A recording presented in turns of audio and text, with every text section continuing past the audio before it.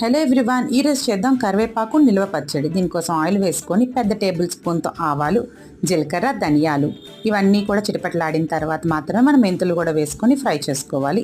ఇందులో 20 నుంచి 25 వరకు ఎండుమిరపకాయలు వేసుకొని కొంచెం ఫ్రై చేయాలి.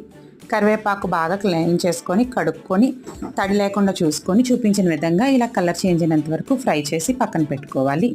చింతపండు గుజ్జు, అందులో తగినంత బెల్లం వేసుకొని కొంచెం మరిగించాలి. మన తాలింపు సామాన్లు ఉన్నాయి కదా, ఇవన్నీ కూడా మిక్సీ చేసుకోవాలి.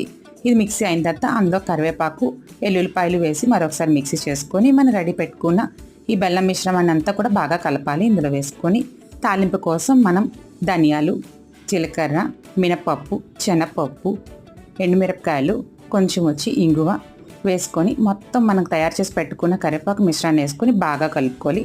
ఇది చల్లారిన తర్వాత స్టోర్ చేసుకుంటే మినిమం 6 to 8 months ఉంటాయి. తప్పకుండా ట్రై చేసి